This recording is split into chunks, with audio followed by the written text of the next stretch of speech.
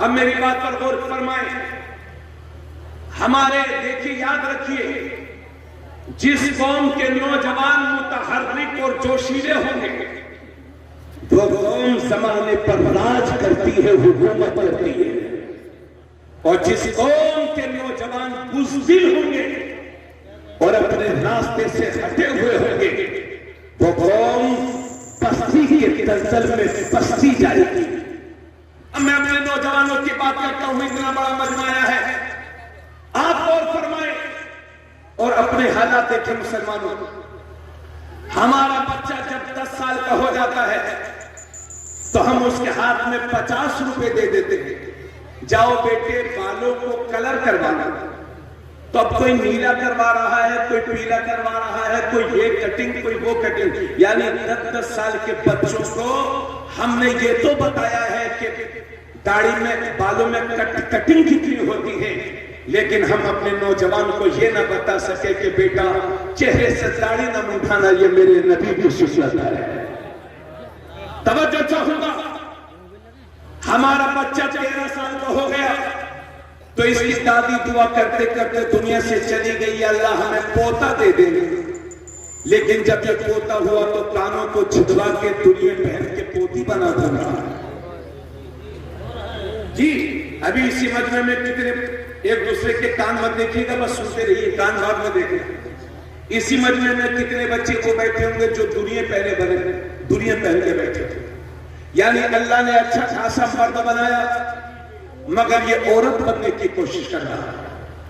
तवज्जो चाहूंगा, हमारा बच्चा 15 साल का हुआ तो हमने 50,000 रुपए का मोबाइल लेकर के अपने बच्चों को लफंगा बनने पर मजबूर किया है।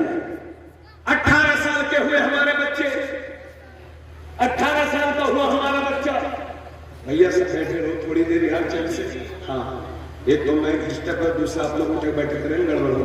हमारा बच्चा 18 साल का हुआ तो हमने 1 लाख की मोटरसाइकिल खरीद के दे दी। अब मियां 1 लाख की मोटरसाइकिल पर बैठे हुए हैं, 50,000 रुपए का मोबाइल जेब में है और मुंह में 4-5 गुटके दबे हुए हैं, कानों में लीड लगी हुई है, मौलाना रहम करिए अल्लाह के वास्ते, कानों में लीड लगी हुई है, बालों में कलर किए हुए हैं, फटी हुई पैंट पहने हैं। यानी न छोटे पर शफकत का पता है, न बड़े का अदब पता है, न उलमा की इज्जत जानते हैं, न उलमा का एहतराम जानते हैं, न माँ बाप की फरमाबरदारी करते हैं, न नमाज पूरी याद है, न रोजे पूरे याद है। यानी चेहरा देख कर नहीं लगता ये किसी मुसलमान का बच्चा है। ये मुसलमान है कि जिन्हें देख के शर्माए यहूद। जब तुम्हारी सूरत काफिरों जैसी होगी, मुश्रिकीन जैसी होगी, यहूदियों ईसाइयों जैसी बना के रखोगे, कौन तुम्हारी इज्जत करेगा, कौन तुम्हें सम्मान देगा। याद रखिए, जो अपनी पहचान भुला लेती है जमाना उससे पूछा दिया करता है, उसे मसल दिया करता है। इसलिए अगर आने वाली नस्लों को इज्जत की जिंदगी जीते देखना चाहते हो, इस मुल्क में अपनी नस्लों को बेहतर देखना चाहते हो तो तुम खुदा के हो जाओ, ये सारी खुदाई तुम्हारी है।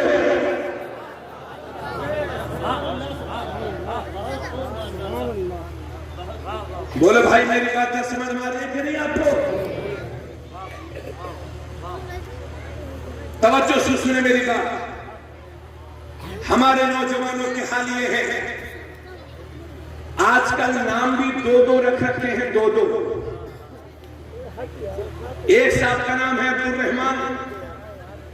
हमने कहा भाई साहब आपका क्या नाम है? हजरत लोग वैसे नाम तो मेरा बड़ा अच्छा दिखा था अब्दुल रहमान, लेकिन लोग मुझे प्यार से पप्पू कहते हैं। एक साहब का नाम है अली। हमने कहा भाई साहब आपका नाम? हजरत लोग मुझे राजू कहते हैं। एक साहब का नाम है हुसैन। हमने कहा भाई साहब आपका नाम? हजरत लोग मुझे शानू कहते हैं। एक साहब का नाम है हुसैन। हमने कहा आपका नाम? हजरत लोग मुझे प्यार से गुड्डू कहते हैं। एक साहब का नाम अब्दुल कादिर। हमने कहा भाई साहब आपका नाम? हजरत लोग मुन्ना कहते हैं, मुन्ना। अमर कब तक मुन्ना गुड्डू शानू पप्पू बने रहोगे? अगर बाप ने नाम मोहम्मद रखा है और 1 लाख भीड़ में खड़े हो और कोई पूछे कि नाम क्या है तो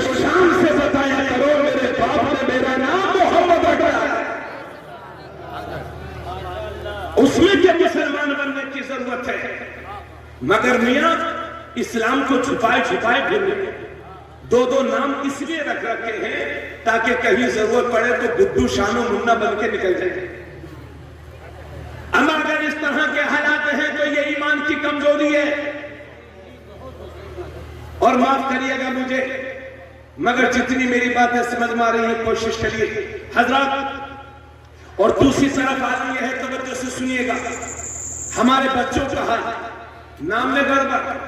और इसी मजमे में कितने बच्चे वो होंगे इन्हीं नौजवानों में कि अपने हाथों में कड़ा पहनते हैं। कड़ा, कोई कड़ा पहने घूम रहा है, कोई टैटू बनवाए घूम रहा है, कोई जंजीर पहने घूम रहा है। गरीब है तो चांदी की या लोहे की, वरना तो मैं सोने की। कोई जंजीर पहने घूमेगा, कोई टैटू बनवा रहा है, कोई हाथ में कड़ा पहना।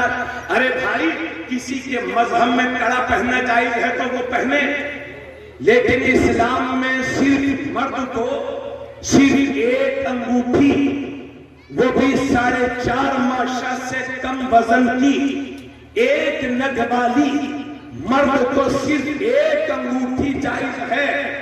पर उसके अलावा हर तरह का लोहा, तांबा, पीतल या दूसरी धातु की बनी हुई अंगूठी, चैने, ये सब की सब नाजायज और हराम है।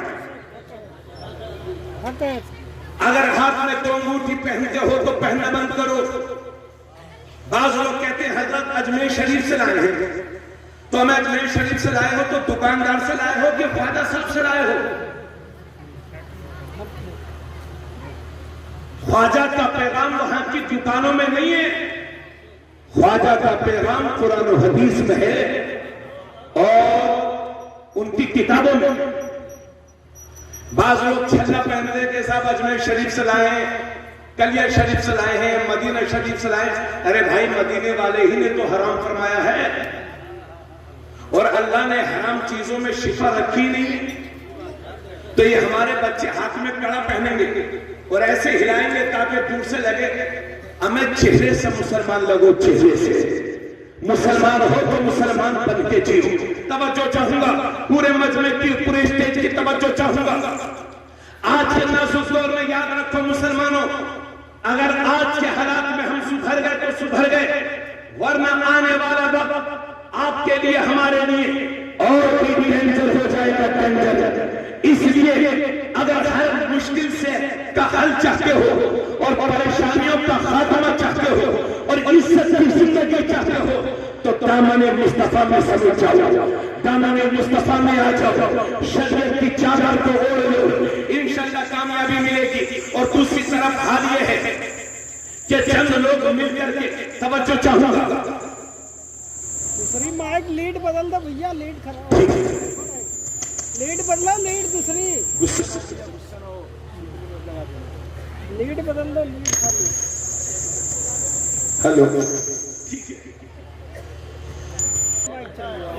बहुत अच्छा है, सब लोगों ने हामी भर दिया, बहुत अच्छा माशाल्लाह। चलो अल्लाह ताला, कभी कभी हो जाता भाई, मशीन है ना, मशीन है।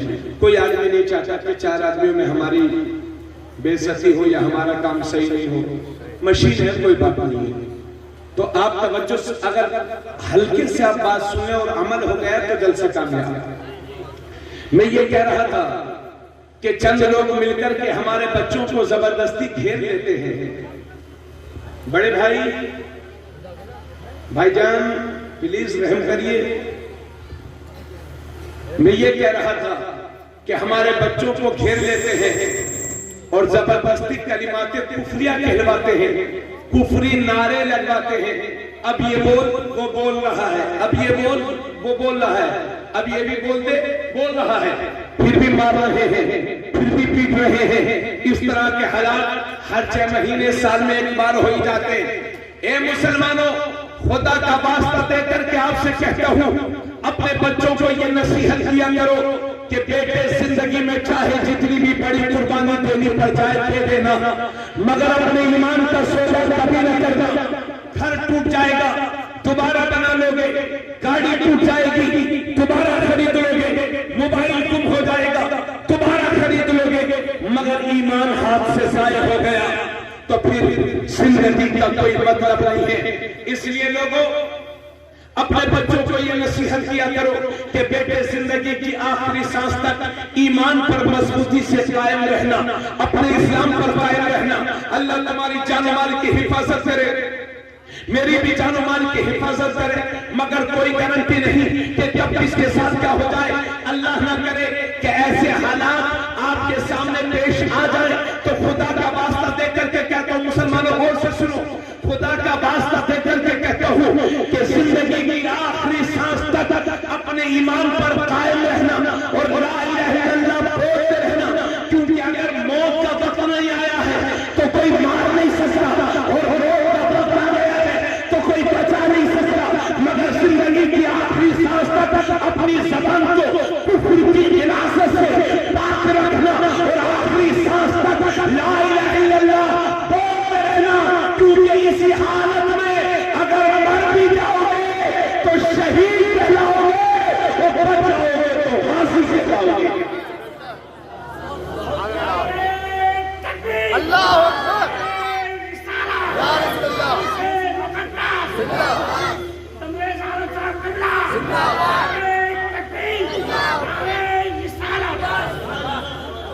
और एक मसला भी सुन लो, एक मसला, सब लोग मेरी बात की तायीद करेंगे।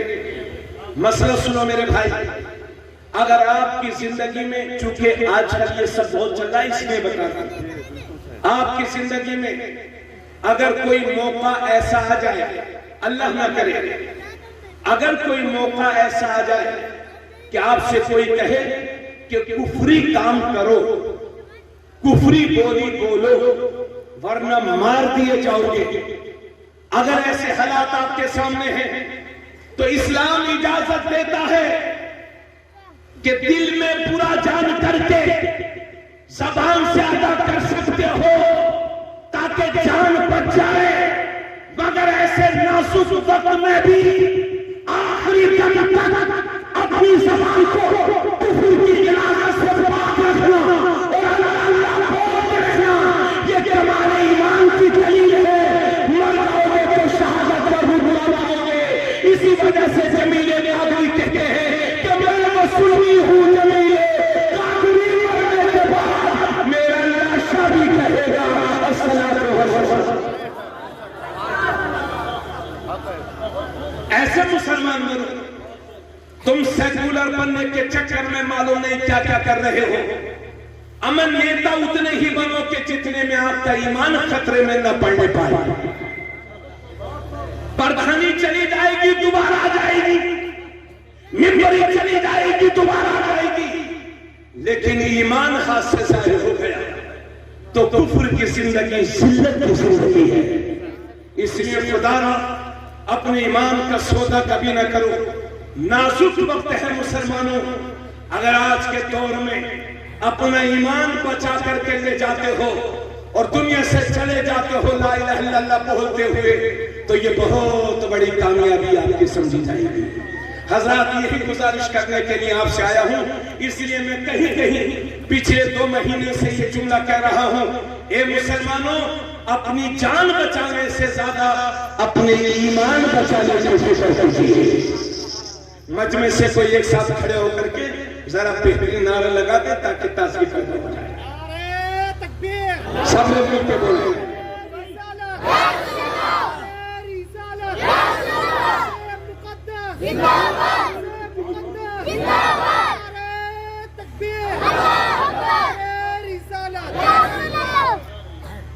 और ये मेरे हाथ में 10 का नोट है, तवज्जो से देखें मुसलमानों, इसमें लिखा हुआ है ए, उसके बाद बना है 0, माल बना 10 रुपया, इसी पर एक 0 और लगा दो, कितना बनेगा? 100 रुपया। थोड़ा बोलते रहिएगा ताकि मुझे भी पता चलता रहे कि लखीमपुर वालों का हिसाब अच्छा है। इसी पर एक 0 और लगा दो, माल बनेगा 1000। उसी पर एक 0 और लगा दो, माल बनेगा 1,10,000। उसी पर एक 0 और लगा दो, माल बनेगा 1,00,000। अब एक काम करिए, इस एक को हटा दीजिए, अब बताइए कितना बचा? 0 0 0 0 0। महमुद्दीन साहब तवज्जो, 0 0 0। चाहे पलिया तक 0 लगाते रहो फिर भी 0, चाहे जीरो लगाते रहो फिर भी जीरो, चाहे लतीपुर तक जीरो लगाते रहो फिर भी जीरो, क्योंकि इस जीरो की कीमत इसी इकाई के साथ है। अगर इकाई है तो 10 है, इकाई है तो 100 है, इकाई है तो 1000 है, इकाई है तो 10,000 है, इकाई है तो 1 लाख है। इसी मिसाल के साथ ये भी समझो गोया इसी इकाई की तरह हमारा ईमान है। अगर ईमान है तो नमाज कबूल है, अगर ईमान है तो रोजा कबूल है, अगर ईमान है तो हज कबूल है, अगर ईमान है तो सब कुछ कबूल है, और सब कुछ हुजूर है। इसलिए कुफ्र और शिर्क से भी बचो और वहाबियत से भी बचो, बदअकीदी से भी बचो। उस रास्ते पर चलो जो सुन्नियत का रास्ता है, जो हमें बुजुर्गों से जोड़ता है। तवज्जो चाहूंगा, इजाजत है आप लोगों की समझ में आ रही है बात? अब जरा गौर फरमाए। ईमान में पुख्तगी के बाद एक मुसलमान के लिए जो सबसे ज्यादा जरूरी है वो है 5 वक्त की नमाज। बोलो सुभान अल्लाह। सभी लोग सुने मेरी बात को। ये हमारे हजरत मौलाना फैजानुल हक साहब हैं, ये मेरे अजीज हैं, मेरे शागिर्द भी हैं। अगर ये मुझसे कान में कहें कि हजरत इस बात को बोल दीजिए, मैं इनकी बात ना मानूं, तो फिर दोबारा कहेंगे हजरत ये बोल दीजिए, फिर भी मैं ना मानूं, तो ये तीसरी बार कहेंगे हजरत मैं ये कह रहा था कि ये भी बोल दीजिए, फिर भी मैं ना मानूं, तो बोलो ये नाराज होंगे कि नहीं? भले से मेरे शागिर्द हैं, लेकिन इन्हें लगेगा कि हजरत ने मेरी बेइज्जती कर दी, मेरी बात पर अमल नहीं किया। अगर ये एक बार कहे और मैं ना मानूं तो ये नाराज हो जाए, तो सोचो तो सही, मेरा रब मुख्तलिफ शेखों के साथ कुरान में 700 बार नमाज का जिक्र फरमा रहा है, फिर भी हम नमाज नहीं पढ़ेंगे तो बोले रब की रहमत उठेगी क्यों नहीं, रब नाराज होगा कि नहीं? आज हमारी जिल्लत और रुसवाई का वाहिद वजह यह है कि हमने अल्लाह के हुजूर सजदे करना छोड़ दिया है, हमने नमाजों का एहतमाम करना छोड़ दिया है, हमने मसाजिद को सजाना छोड़ दिया है।